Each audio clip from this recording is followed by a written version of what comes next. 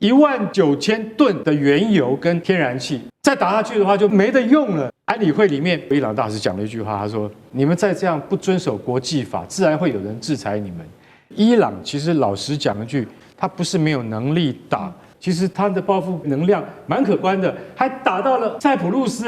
塞浦路斯在哪里？在地中海。在这种情况底下，我觉得王毅部长你应该要发挥我们中国的影响力，在安理会上遏止美国再继续这样胡作非为。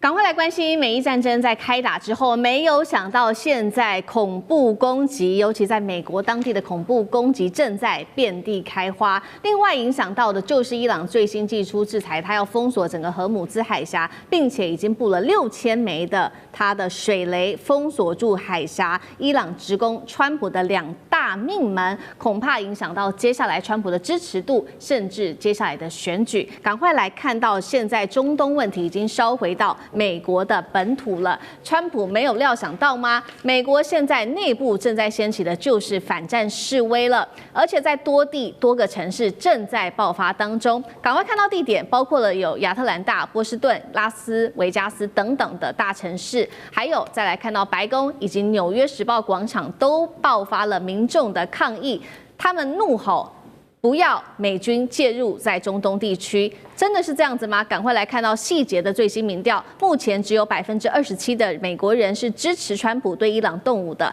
反对者高达了43%，56%的受访者更是认为川普啊，你已经过于倾向动武了。共和党的内部人士42%的人也直言，这样子做其实对美国是不利的，对川普是不利的。一旦出现美军的伤亡，就会降低对于川普的支持，而伤亡人数这一场战争到现在也是一个资讯战。伊朗这边给的数字比较高，他说美军现在伤亡人数560人是伤亡，其中还有6名是 CIA。美军中央司令部最新在今天早上给出的数据，则是澄清目前是6死18伤。当然，这个数据仍然是在统计当中，不管怎么样都会影响到川普的民调。而现在还有更敏感的消息，就是来自于前 FBI 的官员特别做的示警，他说伊朗可能唤醒潜伏在西方的休眠细胞，也就是从1980年代开始，这一些行动就已经渗透在网络里面。现在点名这一些报复行动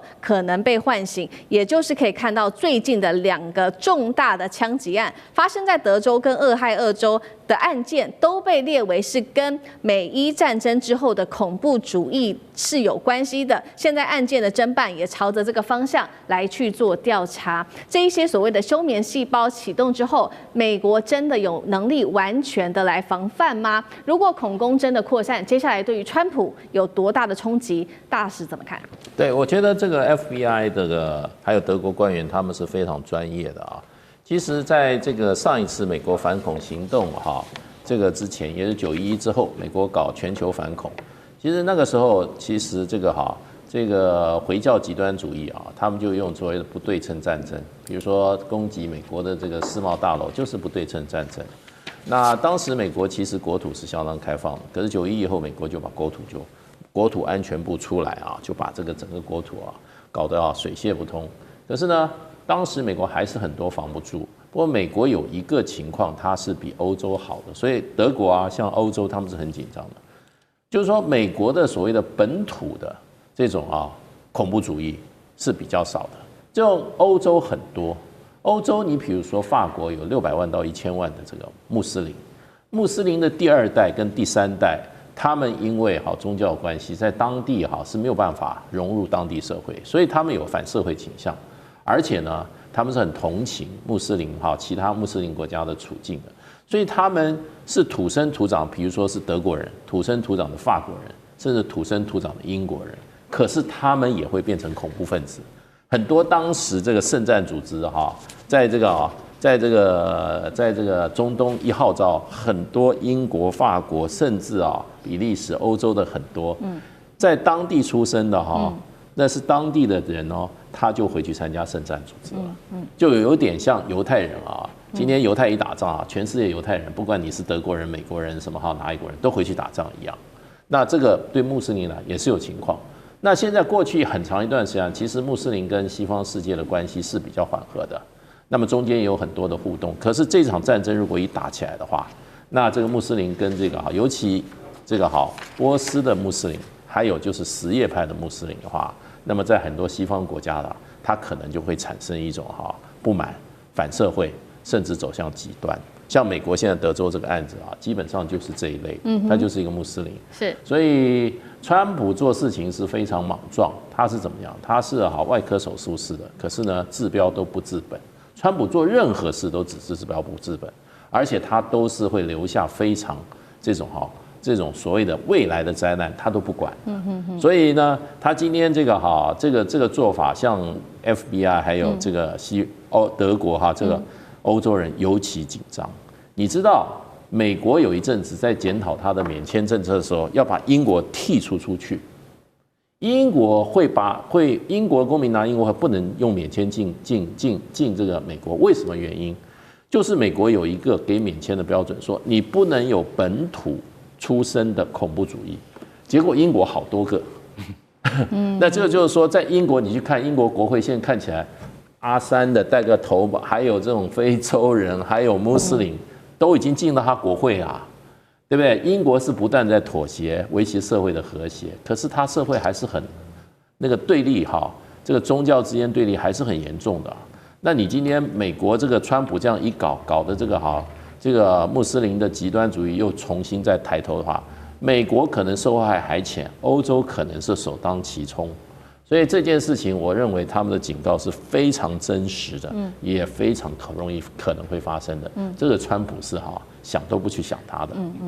好，这个极端主义、恐怖主义可能在国际社会上多国持续的蔓延。那包括了刚刚除了欧洲国家现在很紧张之外，我们看到美国的民众，很多民众也走上街头。现在其实共和党也蛮担心会影响到他们的选票的。这个是第一个，现在共和党内部担心的事情。那第二件事情也有可能会影响到川普的选票的，就是有关于荷姆兹海峡被封锁，接下来对于整体这个石油价格是否引爆通膨的影响，恐怕也会冲击吗？我们先来看到是因为这个伊朗已经正式宣布要封锁荷姆兹海峡了，然后他也说呢，对于经过的船只会开火，并且在这边部署了6000枚的水雷。这一条海峡有多重要？每天呢有约通过1900万桶的液体的燃料，占全球命脉的1/5。JP Morgan Chase 也特别做警告，如果这个海峡封锁25天，中东的主要产油国恐怕就会被迫停战。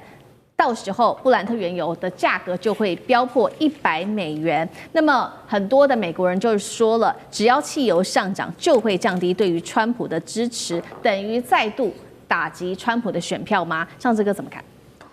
没有错，我觉得现在对于川普来说，国际上对他没有太多压力，因为现在其实中国跟俄罗斯其实跟伊朗关系好的，他们也都没有对于伊朗有什么实质当中处在这个对立的阵营。那我们看欧美的部分的其他主要的国家，目前为止也都还是保持疏离，也没有说马上就站在以色列或者是美国这边。特别是以色列此前对于加萨走廊的部分，让欧洲很多国家是根本基本上是大家有点半翻脸的状态。所以其实对川普来说，他最大的压力其实是内部。国内的压力，而且众所皆知，这次打伊朗有很大的原因，也在于他是为了希望有个胜利。要知道关税战跟国内很多东西都让他真的 ICE 的事情让他灰头土脸所以这次打伊朗也包括了一种，我觉得是一种私人的私欲，就是说他必须要在国际上，因为现在委内瑞拉那个部分其实就绑架人家总统，也没有什么多光荣，所以他还是要有个胜利感。所以呢，伊朗的原因包括，所以可是现在看起来好像会陷入泥淖两大泥淖，首先第一个当然就是荷姆斯海峡。荷姆斯海峡，我们刚刚其实四明讲了很多这些数字，但是我建议大家去查一下荷姆斯海峡的真实的地形，因为荷姆斯海峡从整个波斯湾、红海那边出来，要到印度洋，它这个整个是唯一的这个出口。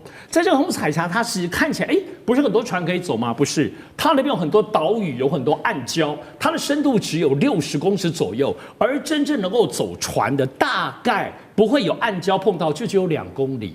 那个海面就2公里，能够前前后后走这些游轮，2公里什么概念那些游轮是多大？而且其实那2公里不是很安全，只是说相对安全。所以为什么现在在那边大家都不敢走？你只要走在2公里，随便就可以把你打下来。这是现在最关键荷姆海峡封闭的原因，不只要打，因为它没有别的方式走。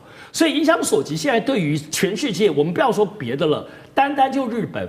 90%以上的油跟天然气来自于就是荷姆斯海峡供应，所以现在高市长呢已经进步不一直叫伊朗要赶快解决这个问题，讲这白痴话哦。所以整个对台湾的影响也是啊，台湾现在只剩下12天了，就12天当中后面就没了，油就没了。虽然政府都说没有关系，所以你看对我们的压力多大？对美国没有压力吗？包括华尔街股市，昨天我们看到我们录影的时间，今天的话，股票其实在股市一开盘就哇就下跌，昨天是一先下跌，大家说应该很快会打完嘛，马上又立刻回来。所以说从今天我们才感受到荷姆斯海峡这个油价的影响。当然，我认为对川普另外很大影响就是人命。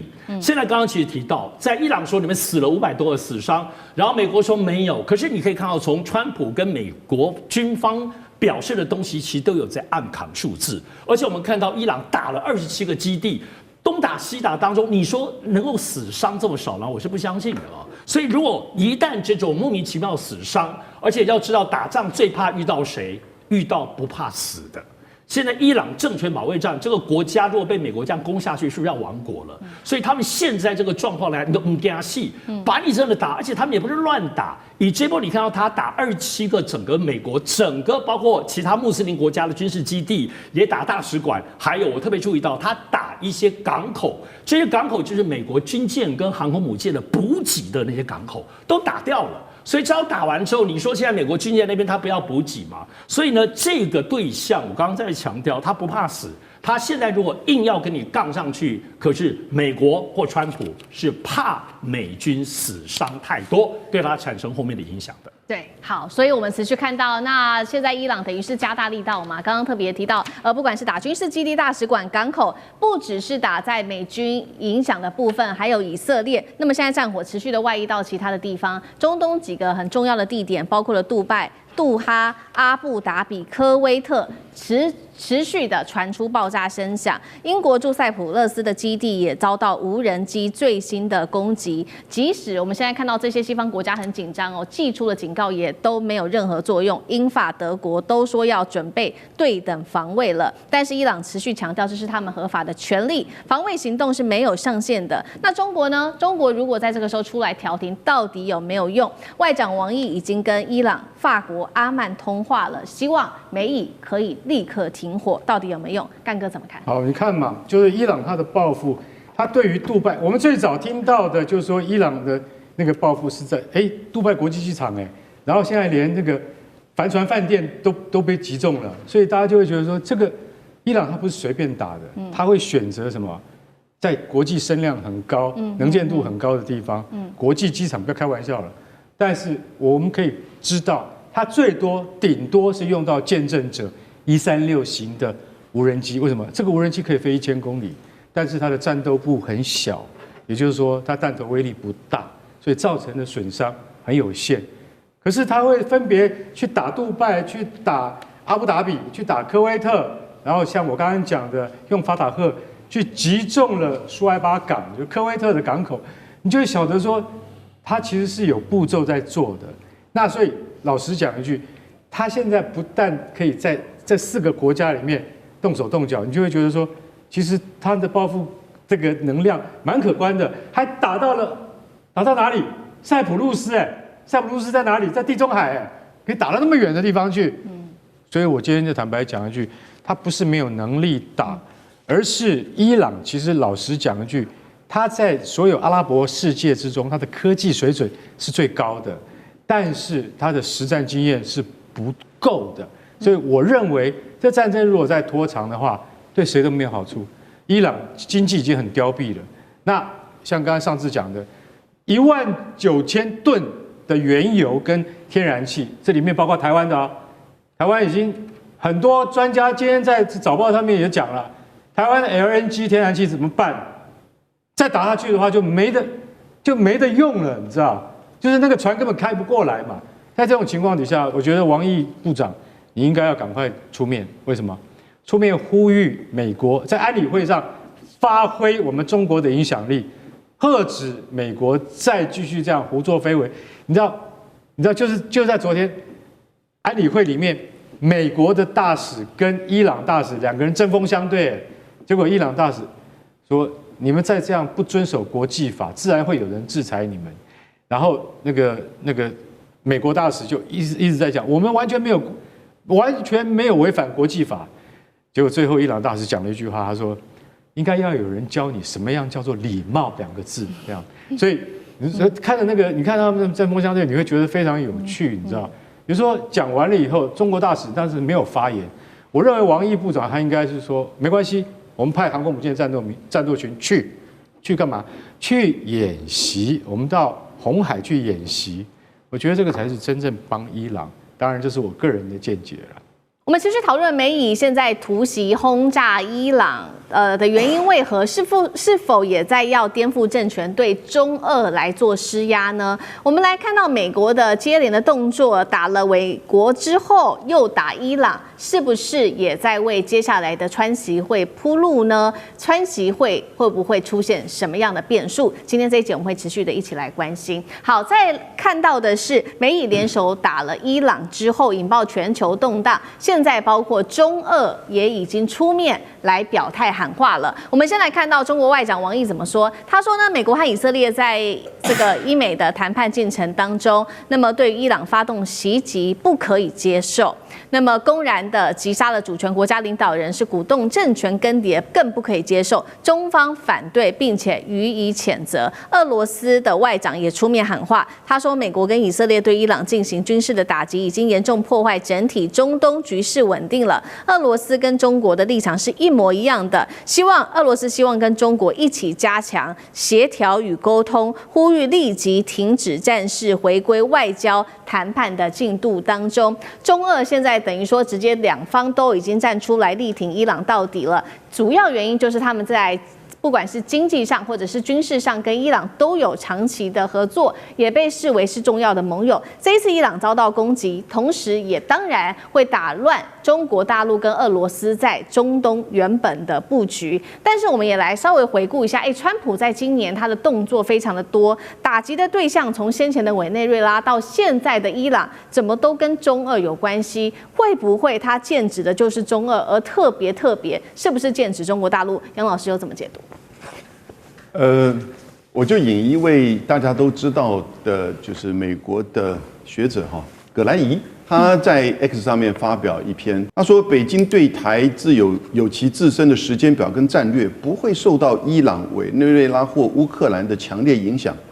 那些纸上谈兵的中台关系专家括号应该停止预测习近平会利用每一次全球危机来夺取台湾。其实从昨天到现在我们在台湾也好，不管在美国也好，好多人在说美国攻打伊朗会造成这个两岸之间的稳定啊，还是什么的，一大堆预测都出来。我说这些人真厉害，葛莱伊一下打脸这些人。讲句实在话，王毅跟拉夫罗夫所讲的话对不对？对啊。川普去打一个国家，这是合法的吗？当然是非法的。你有没有找到他核武的证据？没有啊，连那个洗衣粉都没有啊！你不是在谈，人家都愿意去跟你谈。你要打，其实我们刚刚讲了，我觉得他就是为他的这个需要，以及为他的胜利上，以他看到哈梅尼可以大概一次把他给斩首干掉。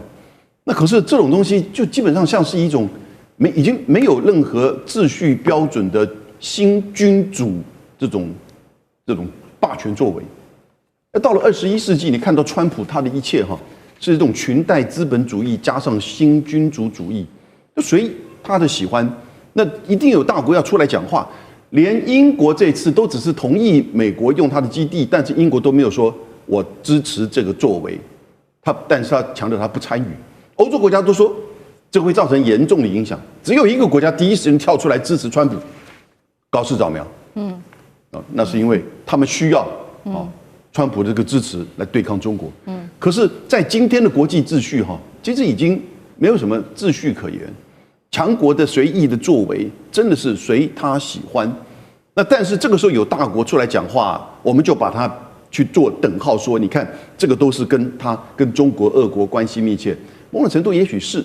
那伊朗2015年跟中国大陆谈成了一个几十亿美元的石油方案。但是这一次，举例而言，伊朗每天出口300万桶的石油，大概有80%是往中国大陆。对，就算300万桶都没有，其实对中国影响也不大，因为那个比例很小。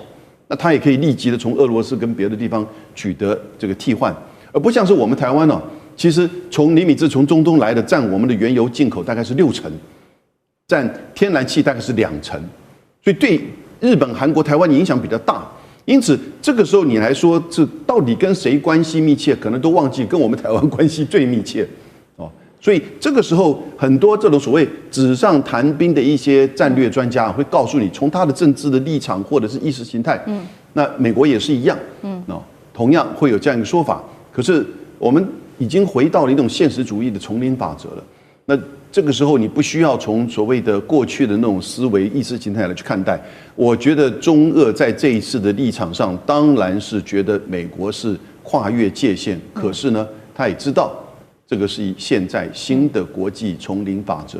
那他所说的，也许我们认为是没错，但是又能够影响现实如何呢？好，所以我们看到，在这个美国跟以色列对伊朗进行攻击之后，中俄就立刻发出了声明来做谴责。但是我们也要关心说，这个时间点因为比较敏感，因为紧接着3月份就是川习会，3月份的时候，川普就会去访问中国大陆，到时候会讨论中美的贸易关系，还有关税跟台湾议题。那现在也有一个说法是说，为什么川普要在这个川习会之前先去抓了美国的马杜罗总统，然后又斩首哈米尼，是不是要跟这个川习会里面为自己增加筹码，又或是要埋下更多的变数？那委员又怎么解读川普的动作？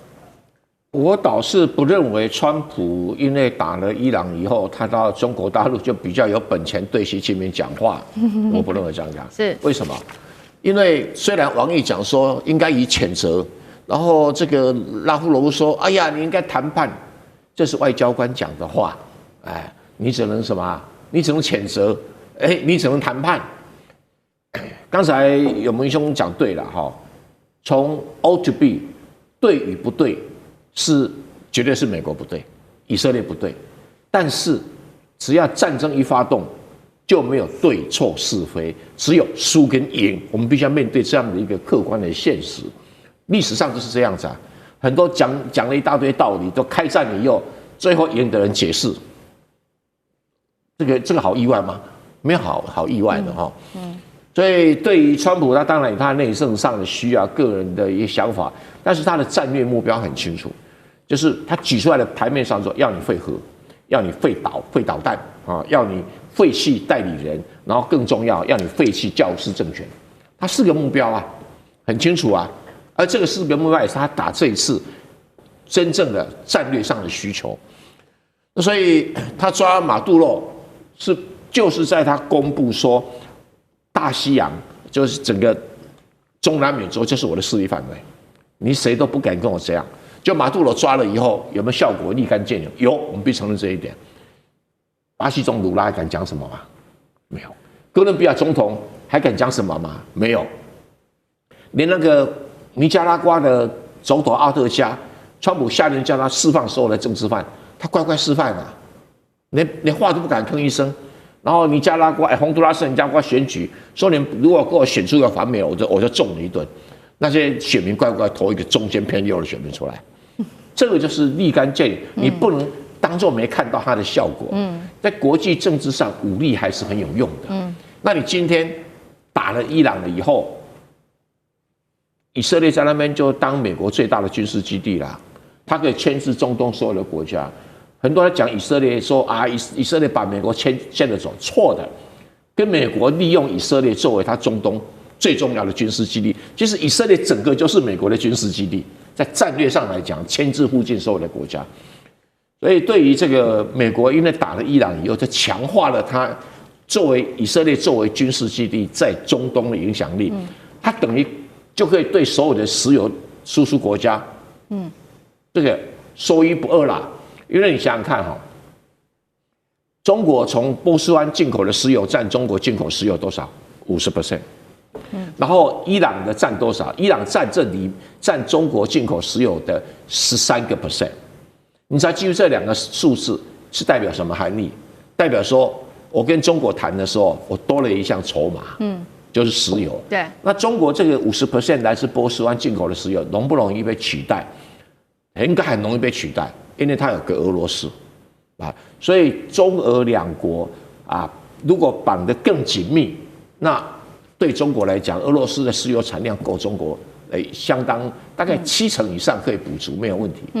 只是现在运输的路线上啊，因为没有做好，只有天然气管线做好，石油管线还没有做好，或石油运输系统还没有做好。那所以你说要威胁中国，这个也谈不上，这不是中国不能解决的问题啊。那你有人讲说，哎呀，中国就不会让他去北京访问，不会，为什么？因为北京也有很多要从华盛顿要到的东西，所以互有需求。那你说伊朗对中国，中国只是因为面子上比较少啦，伊朗也谈不上中国的盟友啦。那你这个一个朋友被打，你帮他讲2句话也 OK 啦。你说真的为他卖命，那不可能的事情啦。中国有自己的利益啦。好，那我们也看到，那这一场战争在爆发之后，我们也看到现在中东可以说是乱成一锅粥。但是伊朗呢，它持续的加强打击。刚刚我们提到了嘛，伊朗除了打击美军的基地之外，还有以色列之外，它现在也在扩散，是无差别的做攻击。我们要统整到了几个大家比较惊讶的地区，包括现在是连杜拜都不安全了，非常多的航班也受到影响。还有呢，卡达的首都杜哈、阿曼的香港、杜洛姆都遭到伊朗的攻击。其他像是呢，在杜拜的国际机场、帆船、饭店都传出有爆炸跟火光哦。那民众受伤，中东一夜之间都变成战场。在这个时候，包括了英法德3国都联合谴责伊朗，说必要时候会采取防御的行动。怎么看这种无差别攻击到周围的国家？吕舰长。其实它不是无差别攻击，它是攻击这些周边国家的军事基地。那就是美国的军事基地。我们从这张图啊就可以看得非常清楚，这个每一个点都是美国的军事基地，然后伊朗就是这样不断的攻击，因为它现在美国的想法就是要让伊朗未来爬不起来。伊朗就是想要把美国的势力从中东赶出去，不过这2个愿望是不是能达成，我们就看着那个现在，川普他说他要打四个礼拜，那4个礼拜他的弹药够不够？然后另外4个礼拜那就已经到了他要去出访中国大陆的时候了。那这个也就是他的轻与重，那以及伊朗对于这个现势的判断的影响。但是呢，这里面有几个重要的部分也就是卡达国防部他现在已经告诉了半岛电视台，这是半岛电视台的一个那个新闻画面，然后这一个翻译是 Google 直接把阿拉伯文翻过来的，也就是伊朗的飞弹袭击了卡达北部的一个远程预警基地，也就是这一个那我们称之为普鲁爪的这一个长程预警雷达。所以如果是伊朗第一时间选择攻击，而且看来也攻击成功了的话，我们台湾就要想一想我们的乐山雷达到时候如果遇到这一个台海冲突的时候，也是第一波被攻击的一个对象。那其实现在的这么多的问题也就是伊朗它本身进行这一个威慑失败的部分。为什么这么说？现在美国除了有关于浓缩铀要伊朗交出来，而且要停止研发，而且连飞弹都一起合并在内，因为它不断的透过这飞弹去威胁这个以色列。那我们看到之前他公布了，这个是2023年的时候，他公布了霍拉姆沙赫尔这个飞弹可以打2000公里。这个为什么2000公里？因为就是对准了以色列而来。那另外它有没有高超音速飞弹？那它有没有打过我们不知道。可是呢，如果按照最近出现在这一个伊朗的世界的一个照片的话，它好像发射了。因为我们可以看到那个照片，但是它之前实际上公布了这个高超音速飞弹的一些模型。那这也就是我们讲说它进行这样的威慑那实际上反而引来了反效果。那会不会登陆？有关于登陆的作战呢？我们可以看到这一次有关于各种舰艇的派遣，我们就可以发现，其实这一次的状况并没有派遣任何的2栖舰艇前往。那这个也就是指明了，川普其实他只想透过这个空中的一个攻击，然后逼着伊朗投降。那另外呢，我们还要继续观察一个部分。我们现在都没有发现伊朗在攻击这个或者是拦截这个对他攻击的各种飞弹啊，或者是各种的这个战机，可是我们却看到了伊朗在拦截这一些无人机的部分。它为什么拦截这些无人机？这个其实是我们所看到的 MQ9的无人机啊。那这是美国的无人机，那它这是一个连续画面，那我们就可以看到它又被击毁了。那如果我们要特别注意的是，它这里下面有带一个夹舱啊。那这个夹舱到底是做什么的呢？也就是其实美国这一次，它除了我们所看到的各种军力之外，那它其实还做了那个有关于我们讲到 sensor to shooter， 也就是他在做这个有关于数据链的干扰，也就是他带的是这一种夹舱。所以我们现在知道啊，这每一次的作战其实也是美国对他国的他的武器的一个测试。这一次他已经将这一个对于数据链的干扰已经进行了测试。好，观众朋友，今天的头条焦点，我们聚焦在中东的情势。先来特别要来关注到是德黑兰现在铁穹正式的成型了。今天也会来关注到细节项目，包括来自于俄罗斯的500套柳树，再加上伊朗自己的赛亚德3G 会猎杀美军的战机。那么哈米尼已经交代好了，他的继任者会做全面的反攻。这场战事怎么发展？今天我们会一起的来做深入关注。3个火线话题，我们今天也会请来宾来特别帮我们做解答。首先，特别来关心到了川普，他现在已经祭出了，包括2艘航母都压进到了伊朗的门口，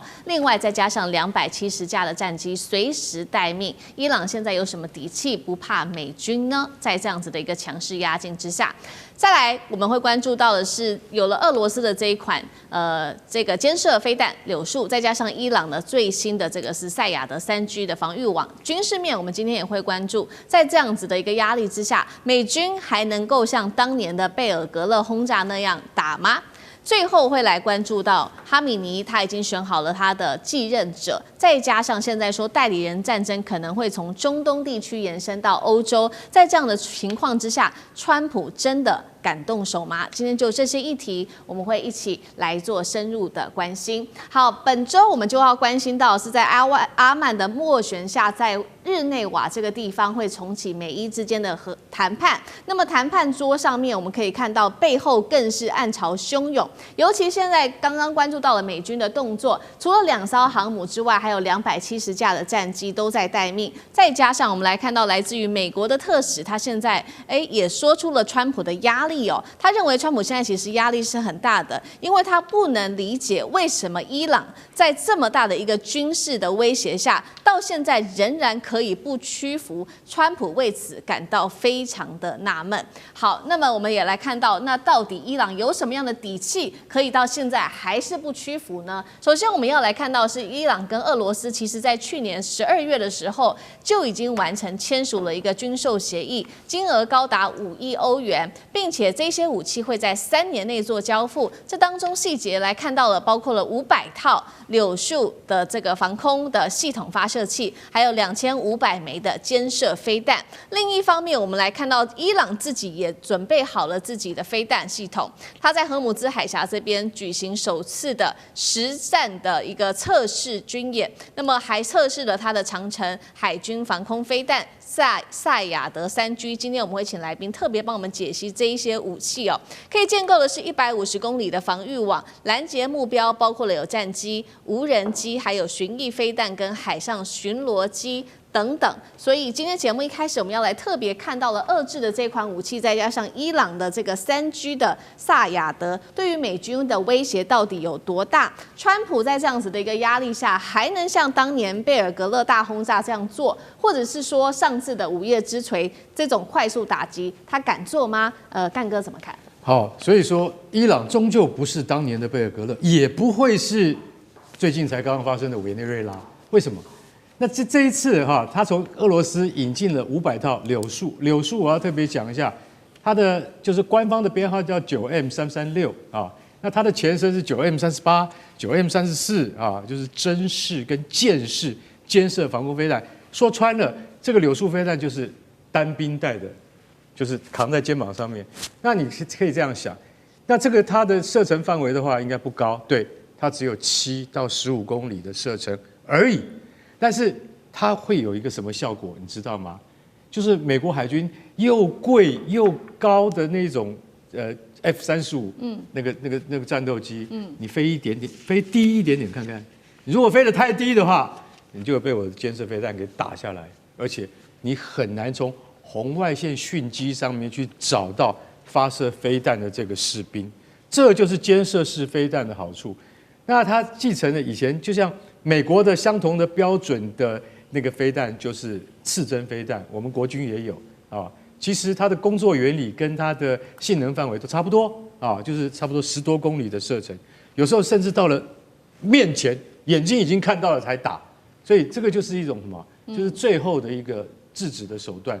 那但是这次要买那么多的话，我坦白讲一句，很多500套，对，500套发射器，然后再买2500枚飞弹。你知道那一枚飞弹多少钱吗？20万美金。那并不便宜啊，就打出去就是800万台币，打出去就是800万台币，其实并不便宜。那所以说它也经过相当的改良。以前的监射式防空飞弹只能够什么？只能够对付什么？你飞机发射出来的红外线讯号，它就去追那个热源，去追它。那现在它也可以发展到这个柳树飞弹，它可以主动找目标，主动去追目标，然后呢，它也不会受到另外的电子干扰。所以说，这一种飞弹，其实老实讲一句，是在这俄罗斯的部队里面最新的一种配备。那这次买了这么多，那我们就要讲说，如果美国航空母舰联队舰载战斗机联队在侵入赫姆兹海峡之后，直奔德黑兰的这一路上的过程之中，它会不会遭受到像柳树飞弹的这样的拦截？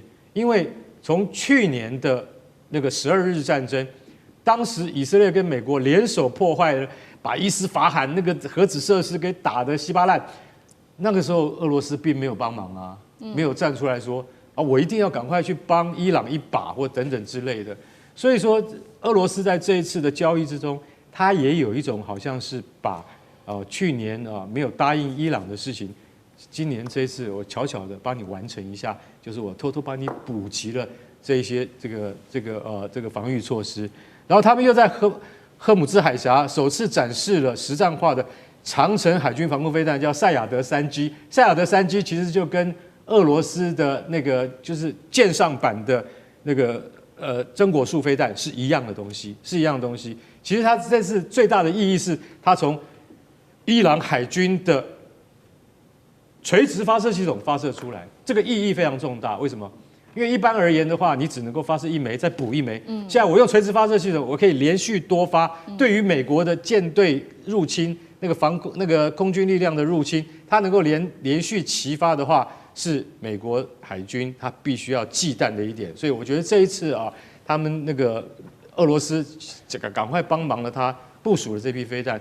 对于伊朗而言是美国是对于伊朗而言是真的是及时雨，然后美国是必须要非常非常小心应付的。好，现在我们看到了，所以美国现在面对于来自于伊朗的压力之外，其实还有俄罗斯的协助。那其实川普现在考虑的事情，除了说刚刚我们特别提到的在军事上面压境之外，他其实考虑的还有包括干脆直接就斩首哈米尼父子，这样子做其实是最快的。那现在来自于《纽约时报》也特别做揭露，说川普你是有想到这一招，但是确实哈米尼早就已经做好准备了，他已经指派他的是最高国家安全委员会来替军政高层建立了4层的继任的顺序也就是说哈米尼一旦出事的话，政权是能够被无缝接轨的。那现在其实呢，川普还有专家们也都在担心的事情是，如果斩首没有办法立刻达成的话，恐怕会激起的是当地的民族的运动把美军拖入在中东的泥淖当中。就算川普原本规划了2阶段的打击，恐怕都是无效的。介大使怎么解读？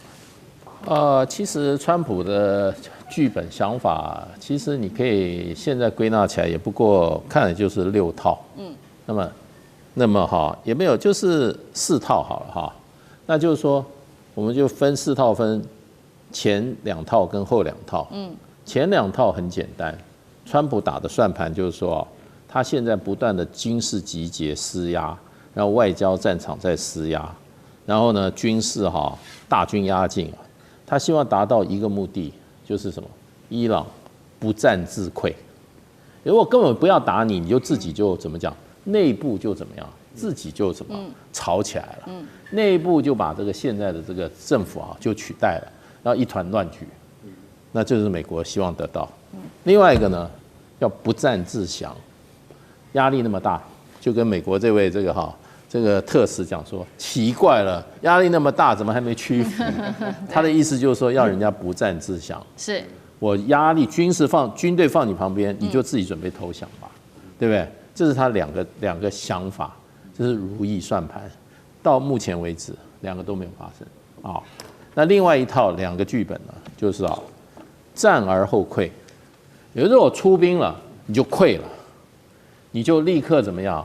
这个国防军跟这个革命卫队两个就干起来了，总统跟这个最高领袖两派人马也干起来了。一战的时候，两边就什么吵起架来，不战而后溃。那另外一个呢是战而后降。我跟你打了以后，发觉不行，我就投降了。可是这两个最大差别，前两套是不战而屈人之兵，后面你要战而屈人之兵，对不对？那川普显然他不想战，因为昨天川普又出来解释了，因为美国的媒体就在那边说实话，我们不要，我还好你没有领用太多美国媒体，美国媒体通通在造谣，而且都是为自己目的在造谣。有一个媒体，自由派媒体说，这个战争川普非常想打，川普是主战派，可是美国军方他的最高的统帅也就是说参谋长的联席会议就明白跟他讲，这场战争不能打，那个后果很严重。不要打。结果这个报道一出来以后，川普一看又火了，又出来主持记者会，他说这个报道纯粹是胡说八道，我是属和派，那个军方是主战派，军方很想打，我是不想打，我是希望透过外交解决。所以到底是怎么样回事？我觉得还是以川普为准啦，川普不想打。那这个东西你战而后溃有可能。战而后败也有可能，可是你要战，你就刚刚讲起来，那个伊朗手上的东西，美国也要算算，你也准备死多少人啊？你是准备死500人，还是死1000人？拜托，美国人连50个人的生命，美国的总统都不敢承担。我跟你讲，这场战争最后就变成说，你为何而战？对不对？你为何而战？所以现在川普的问题就变成我觉得他的很大的一个问题就变成，他现在上马容易，军队都叫来，兄弟都叫来，大家都在那边摩拳擦掌，准备要退了就是要火拼了，对不对？那你突然不打，对，那这些来的人就说你开我玩笑，那其他在那边吃瓜群众也在想说你又来了，你又他口了，对，所以上马很容易，现在川普最大问题怎么下马？那这个下马我们就看川普到底是什么，小打一下就跑呢，还是根本就找一个理由呢，就夹着尾巴就把军队送回去？美国记者已经讲了，美国媒体讲说，如果不打的话，这是平时美国历史上最大的一次威慑行动，成本是最高的一次，不打，可是呢，钱花的是最多的一次。好，现在川普打也不是，不打也不是，那反倒哈米尼都已经把他的4任的继任者都已经准备好了，现在看起来是鱼死网破吗？那总编辑又怎么看？其实我非常同意刚才大使讲的其实川普不想打，为什么？川普上来，我们都知道，他最重要的政治目的就是要复兴美国。那整天打仗对美国来讲，如果他亲自下海，他不止不能复兴美国，美国会进一步衰弱。当然，对川普来讲，最理想就是像俄乌战争这种形式代理人战争，他军工企业各方面能够割韭菜，但显然伊朗目前的形势并非如此也因此，我认为如果未来形势走下去，它会介于一个委内瑞拉还有去年12日战争这样的一个混合的形式。首先，就委内瑞拉类似的翻版，我们可以很明显看到，川普大军集结，然后不断跟伊朗进行了好几波的谈判。那伊朗其实这一阵子压力很大，大家知道，伊朗几个月前政权不稳，大家都知道那时候好像有颜色革命这样的一个风波，主要是经济太差，特别是物价飙涨，让很多老百姓受不了。因此，川普和这个伊朗其实谈就是，你这个核计划冻结或者拆除很多设备，你的弹道飞弹等等，进行一个紧缩，我可以放宽这个经济方面的制裁等等，就是胡萝卜和大棒用这种方式。另外，我认为美国积极在做的就是类似委瑞纳这种收买伊朗，甚至高价贿赂伊朗内部，不只是可能政治人物、军事人物等等，他采用这种瓦解对方的方式。但这个需要时间，而且那对美国来讲，能不能 hold 住这样的状况，特别是这个川普有来自以色列的压力，也有来自他国内军方的压力，他能不能 hold 得住，把这个形势继续推展下去，让伊朗然后这个受不了，然后自己这个进行很多妥协。但总体来讲，我认为以色列因为急于要摘除伊朗的核能力，因此这种开打的压力对伊朗是蛮大的。但如果真的开打，我认为伊朗也没有什么很好的防御手段，毕竟该这些防空系统对伊朗来讲，可能像去年12日战争，伊朗这些防空系统像筛子一样，不止以色列重要的战机、空中目标没有受到严重的打击，因此它是单方面挨打，它唯一可以依靠就是弹道飞弹，会重演12日战争这种相互远程交火，但最后状况极可能是伊朗还是苦苦在那里硬撑，整个中东的形势事实上还是维持目前状况，没有太大的改变，大家都是继续拖下去。好，继续拖下去。那现在战事看起来其实也是一触即发的。那其实现在华府担心的事情，不只是在这个中东这边爆发这场战争，现在其实来自于《纽约时报》的另外一个说法是说，其实现在华府也非常的担心会不会扩散从中东到其他的欧洲国家，变成一场代理人战争。因为包括伊朗这背后，它有一些其他的代理人，像是也门胡塞组织可能恢复在红海这边的攻击，或者是真主党，甚至可能动用的是巡弋飞弹跟弹道飞弹，一旦真的开打的话，美军将会付出长期分散而且不可预测的代价。那像这个又怎么看？那川普承受得起吗？代理人战争？我想主要是代理人战争就是造成我们看到俄乌战争的这个消耗战。那这个消耗呢，其实就会拖了很久。但你说代理人战争，我觉得在美国跟伊朗这当中有点微妙。要什么呢？其实因为真正的敌人互相对方是以色列跟伊朗。